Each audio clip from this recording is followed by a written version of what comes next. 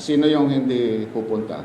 Gusto ka sa amin kung ipatanong na sila, na Senado, kay Senator Delima, in-advise po ba sila General Dela Rosa na pumunta o huwag ganun pumunta? Kahit sabi nga sa Presidente, baka mapahiyan na sila. The Office of the Solicitor General will be the first line of defense.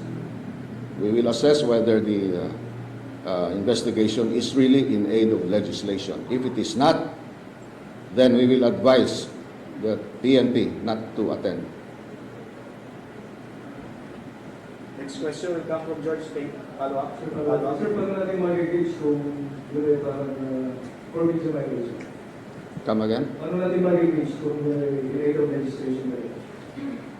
There has to be, first of all, there are certain requisites in order to be validly called in aid of legislation. Meron ng decided case dito, yung Benson case. So pag wala doon yung mga, hindi nila natupad yung mga criteria doon, hindi po yon in aid of legislation. Next will be George Calida of CNN Philippines, to be followed by Bea Cupin from Rappler. Sir, good morning. Sir, you said that there's always a presumption of regularity. Yes. And unless it's open, Correct. does that mean that there are encouraging people to challenge yung operations ng police? Kasi General Dela Rosa was mentioned earlier that he will not tolerate extrajudicial killings. Yes. So that only means to identify if it's, there's would be regular na ginawa nila is if it's challenged by someone. So, Yes. would that be the case, sir? Kasi ganito po yan. He who alleges must prove. If you are alleging that there is salvaging, you have to prove it. If you cannot prove it, the presumption of regularity in the performance of duty will apply.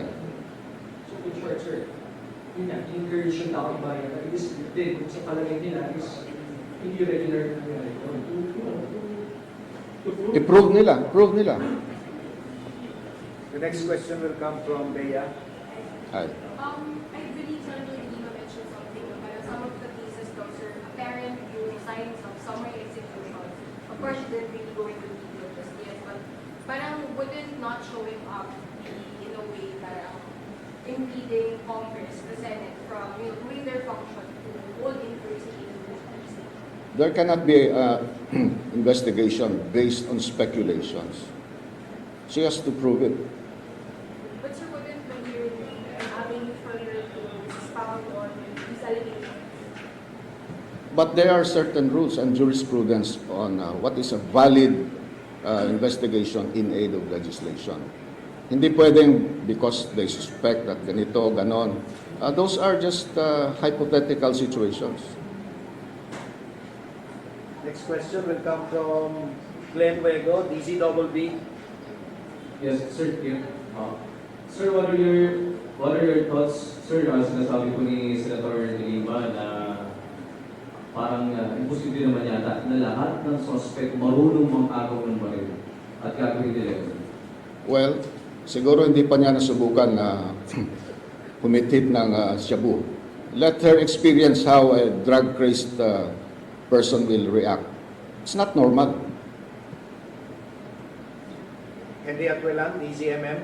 Sir, familiar ba kayo kay Peter Lim na binabanggit ng Presidente is the same person who lives sa Congress? Hindi ko siya personally kilala. But based on intelligence information given to the President, he's in the top tier, level 5 drug lord. Ang kanyang area of operation is Visayas. Siya ba yung tinatawag dati sa Congress? Tinatawag, yung House Committee on Dangerous Drugs. I do not personally know kung siya yun. No? Sir, hindi convicted itong si Peter Lim? Well, the Peter Lim in the top tier at the level 5, hindi pa. But hopefully, mahuhuli din namin siya. Next question will come from Kim Cardenas of IBC 13.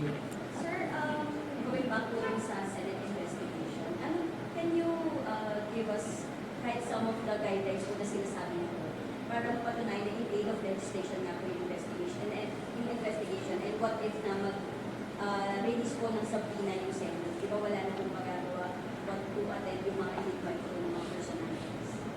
Let me refer you to the case of Benson versus the Senate. No?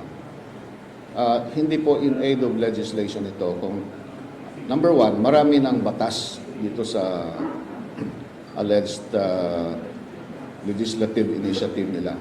Actually, marami na po tayong batas dito. We don't have to reinvent the wheel anymore. At saka, what's the real motive here? Is it to embarrass the president? Is it to derail the momentum against the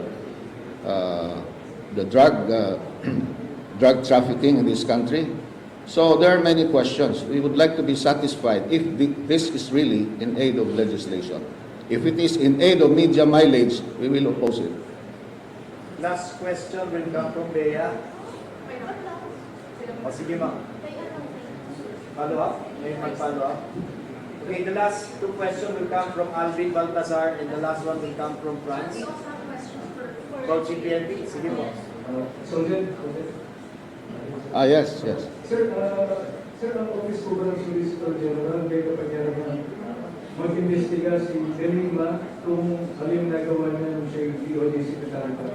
Alam niyo, ang Office of the Solicitor General, specifically the Solicitor General, has two functions. He's the lawyer of the Republic of the Philippines and therefore its counsel and defender. The Solicitor General is also a tribune, meaning to say he can be the defender of the people of the Philippines.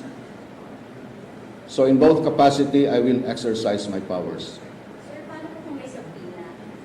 Hindi po ba tayo natatakot na kung hindi pa pupuntahin yung mga policemen na pinatawag, masaside sila for contempt? We will cross the bridge when we get there. Okay, question from Franz Noguera.